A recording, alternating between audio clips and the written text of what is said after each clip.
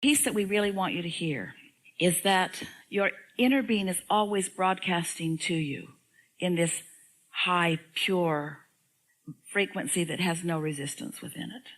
And in order for you to receive it as it is being offered, your frequency has to be equivalent to it.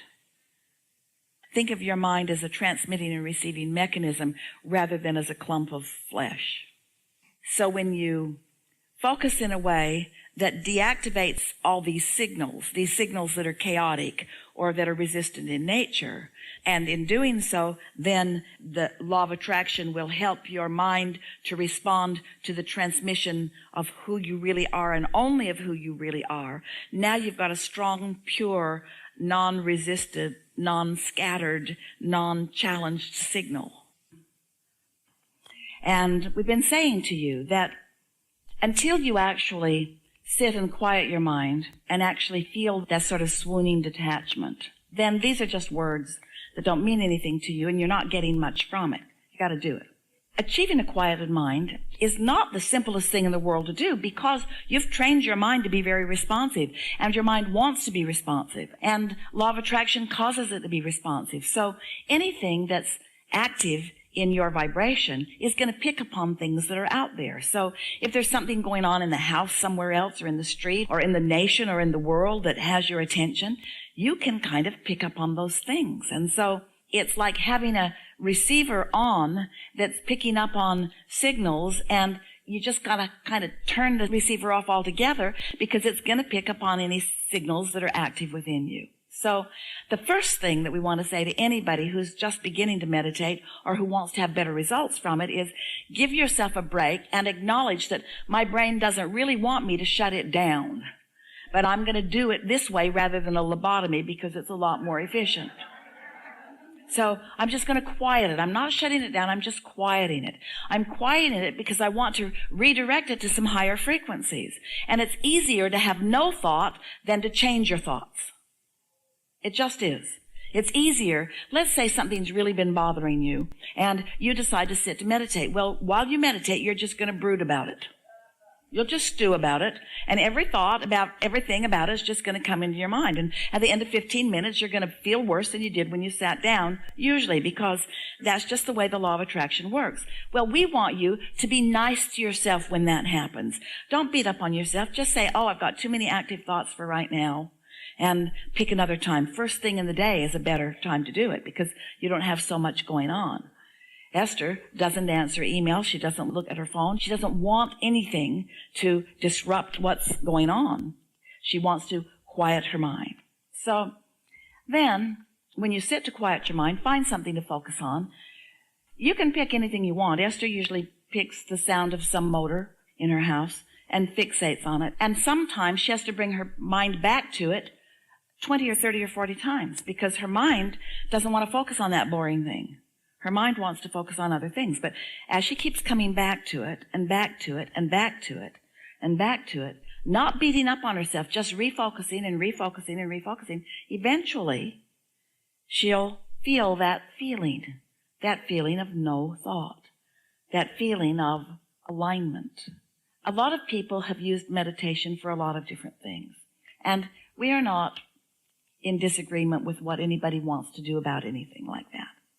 But we think it's a good idea for this purpose of tuning to the frequency of your source to quiet your mind so that there's no competing thought. Because when you stop thought altogether, you'll stop all resistant thought. And when the resistant thought is mostly inactive within you, your vibration will rise. It just will. And when it does, a thought unrelated to thoughts that you were thinking or have been thinking or usually think will occur to you. In other words, you will be the receiver of it. Now, the thing that we like so much about this method of this is that the thought will be a thought that's not hard for you to understand. Esther laughs when it's a thought about moving furniture or when it's a thought about going somewhere or eating something because she thinks those kinds of thoughts all the time too. But there's something about the enthusiasm with which that thought comes that helps her to know that it's a thought that's coming from another frequency. It's a thought that she's receiving, not a thought that she's thinking. And that's the only question that we want you to ask yourself. When the thought comes, just receive it. And if you're going to think about it, just think about it really softly, because if you get thinking, then you're not releasing thought. But just receive the thought and then ask yourself the simple question, did I receive that thought or did I think it? And you'll know by its nature. Because you can't go, I'll give you some physics understanding. You can't go from a quieted mind to an enthusiastic thought. Law of attraction won't let you. So you didn't think it, you received it. You see what we're getting at? Now, can you understand why we are saying to you, it's easier for us to teach you to quiet your mind and have no thought and then receive a thought that we're offering than it would be for us to talk you out of the thoughts that you're thinking and talk you into the thoughts we're thinking. Because every step along the way, you've got another excuse about why you don't have time right now to do that or something like that, you see. Where if you're just quieting your mind, it really is the fastest way to go there. You follow that? Well, here's the thing. If it's really a thought that Source is offering to you, the impulse within you will be strong enough that you won't be able to deny it. You won't say, should I? You'll feel like you want to do that. You'll feel like, that's a really good idea. And often what you'll say is, this is the best idea I've had all day, or all week, or all month. Well, it's not an idea. It's an idea that we're having together. That's why there's momentum with it already. And if you'll just go with that and follow it through, you see, because in meditating, you got ready to receive.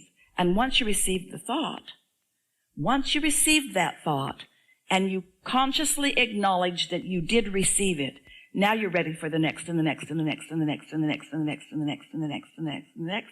Now the first day, that thought might not go very far because you're insecure in it and you're not really trusting, or the thought doesn't seem important enough, or you're just used to being ornery and resistant about everything, so you don't go very far. But the next day when you meditate and another thought comes, in time, it's through the exercise of doing this that you'll come to where you will know unequivocally. You will know.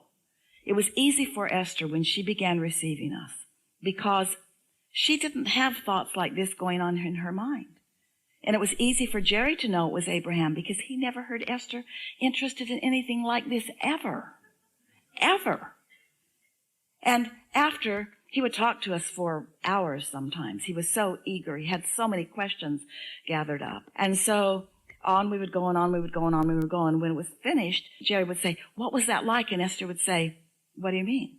Say, what was that like to have all of that power and clarity and brilliance pouring through you? And Esther said, it was like talking about what I'm going to have for dinner.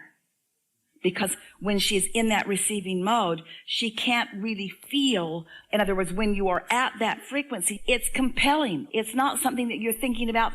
It's just something that you're receiving. You see what we're getting at? So what keeps you from trusting it? Maybe not doing it enough. Maybe not quieting your mind enough before you receive. Maybe trying too hard to receive. That's a common thing.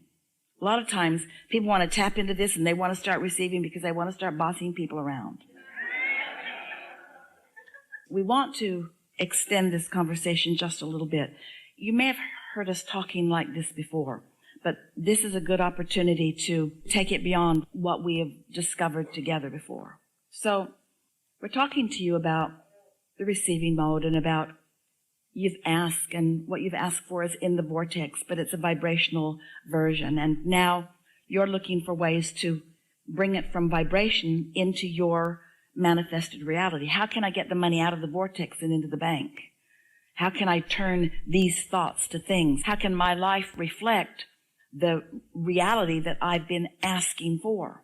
How can I stop noticing the things that aren't happening and start feeling the things as they are happening? How can I start enjoying the evolutionary process rather than wanting it to manifest and then find it? How can I have fun in this process? And so we've been using some terms like turning thoughts to things. You witnessing thoughts turning to things. It's so delicious. And when they are your thoughts turning to your things, it's particularly delicious. So that's one way of getting you to begin thinking about that. The other statement that we've been making is get ready to be ready. Well, that's what deciding that you're going to meditate, and then meditating is you getting ready to be ready. Because if you haven't quieted your mind, you're not ready to hear what Source is saying. Esther is. Esther's been doing it for so many years.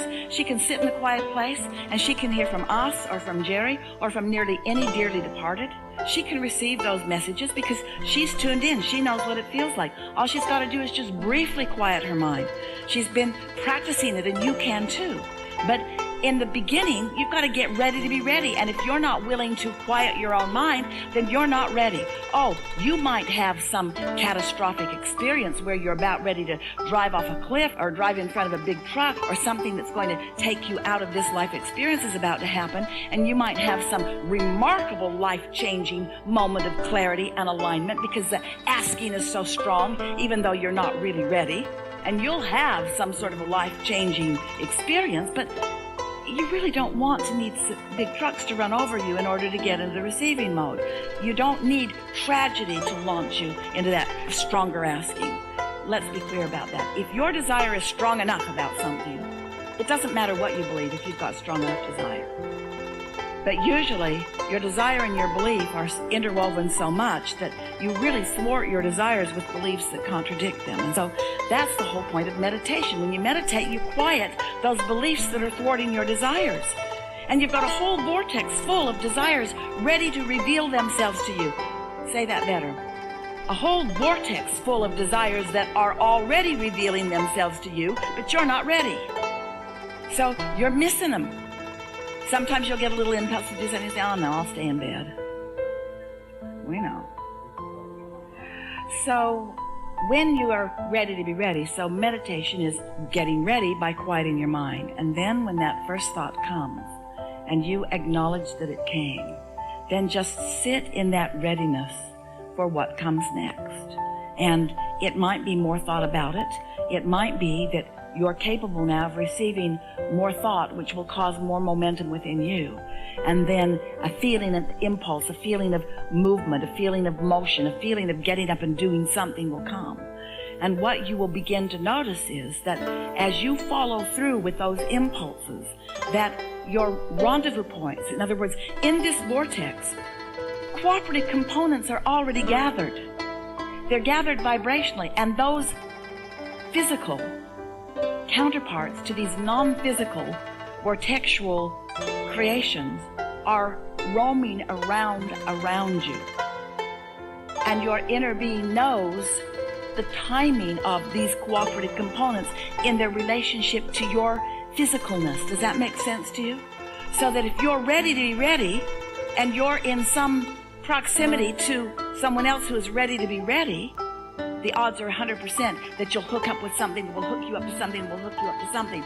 And as we give you this information, sometimes it makes you think, oh, well, I got to get hooked up, so I can get over here to what I want. We say, yeah, we want you to get over there to what you want. Over here is where the physical stuff is. We're demonstrating that. You've got to hang on that. But yes, we want you over there where the full-blown physical manifestation is. But what we want more is you to experience the exhilaration of having gotten ready to be ready, and having been ready, and having received because you are ready, and having known that you received because you were ready. Because once you get that, once that happens once or twice or thrice, once that happens just a little bit to you, that's how you come to trust it, you see. And so now, often Esther will just sit and quiet her mind, and she'll say, okay, I wonder what I'm going to catch this time. It's like casting a net. Casting a vibrational net out into the sea of all things in her vortex. What piece of it are you going to guide me toward fulfilling now? In what way are you going to surprise and delight me now, universe?